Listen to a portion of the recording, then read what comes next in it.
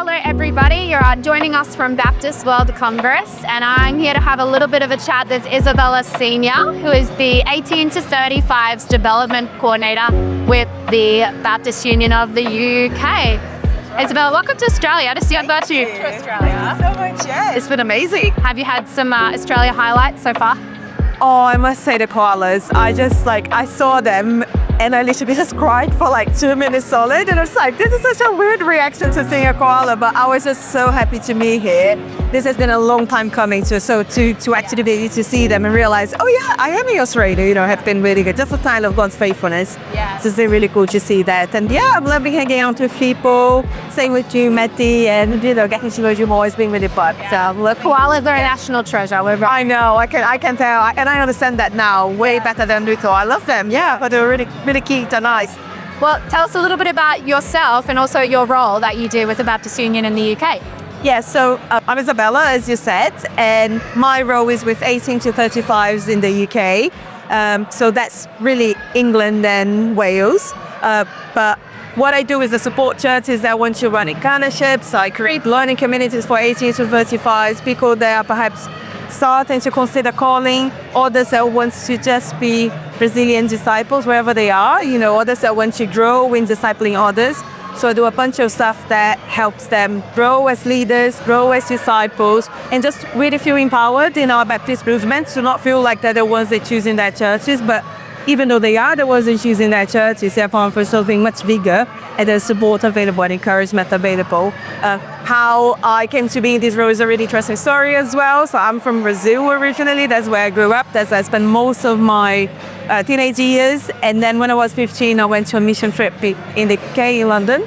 And during that time, God really spoke to me about not waiting until I was older to serve Him, but to give myself fully to Him at that point when I was 15. And to impact my generation and the younger generations. And I was just like, whoa, this is a big calling. I was planning to go to med school. I had completely different plans. I was like, okay, God, if you want me to do this, then I'm in, I guess.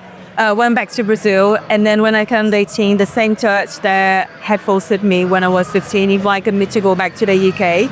And then during that time, I just felt God really speaking to me about being part of a community that loves each other, that supports each other, and that seeks church planting, church revitalization, basically life being brought again to places where life wasn't happening, especially among the younger generations.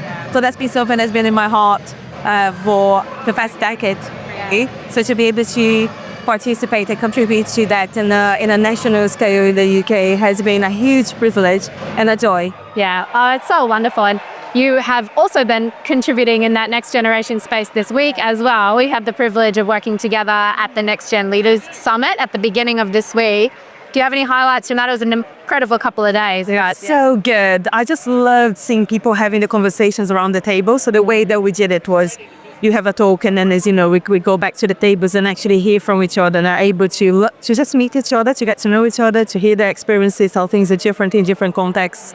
And I just loved seeing people connecting with each other, from all over the globe, and realizing, there are lots of things that are different where we are, but there's a lot more that we have in common. We're all very passionate about the younger generations.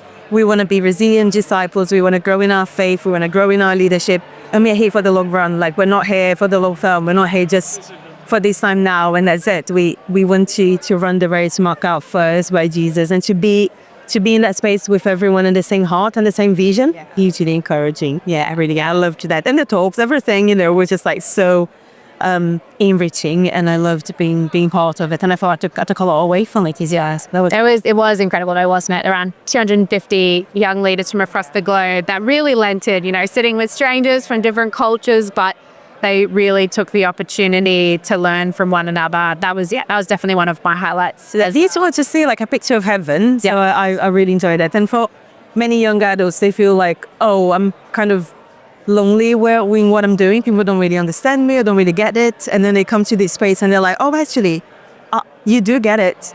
And you're here willing to support me, and we can share experiences and learn together. So that was really beautiful. It's heavy. Yeah, it was amazing. I wonder what else you've seen working with 18 to 35s, young emerging leaders. If there's anything else you've just been noticing in this generation of leaders coming through, and maybe what you're really excited to see God do through them. Yeah, absolutely. So I see a lot of openness. In the UK, it's just been released a report called The Quiet Revival by Van Society. And we see a lot of openness in the younger generations. And I'm excited by that. You know, I'm like, okay, this is something that we've been praying for. I've been praying for since I was 15 when I first came to the UK. And then been praying for the past decade since I've been in the UK, since I was 18. So to actually be able to see that now, that's definitely a shift in openness and just, people are standing up to church. And that really encourages me. The challenge we have with that, and I'm passionate about, is that we need to disciple these people well. And we need to help them understand what it means to live out their faith and to become, again, resilient disciples. That's what I think our focus is, that people understand what it means to be a disciple of Jesus, that they become like Jesus, that they do what Jesus did.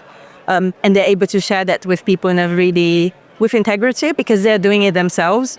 So there's an overflow of that, and that's what disciple making should be about. And just bringing people alongside them because they're seeing the life transformation that Jesus brought to their lives. So I think that's what I'm noticing, a lot of openness, but the weight of responsibility in terms of we need to decide, we need to steward this well. We don't want to miss an opportunity just because you got too excited and more people are coming or interested. But to actually journey with people, walk alongside them. And so that's some of these are some of the things that I've been noticing, the opportunity, but also the challenge that we have. Well, really, they're like two sides of the same coin. Exactly. I think I'm so excited to see in this generation, there's a lot of creativity and almost like an entrepreneurial spirit in ministry. Like they're getting creative. They're seeing ministries that are needed or that fit their context and their culture, and they're just getting in and doing it. And that's incredible to see. But we can't forget the other side of the coin. But we are still young. How do we find good mentors? How do we make sure that we are establishing that in wisdom? But I think it is really exciting to see what God's going to use that for. And that has come here in Australia and all the way across the globe. So there's so much that we have in common as well, in the reality that we've been chatting about in Australia and the UK. So I'm really glad that we're not alone in this. We are part of a much bigger Baptist family and the family of Christ. And we get to do this together, to be on this adventure together. And it's been really good to be here and to have a taste of that while we are here in Australia. But to know that we have that for all the other times as well, and for the rest of eternity. So that's joy. Amen. Well, we hope you enjoy the rest of your time in Australia. Thank you for chatting with us today. Oh, thank you. Pleasure to be here.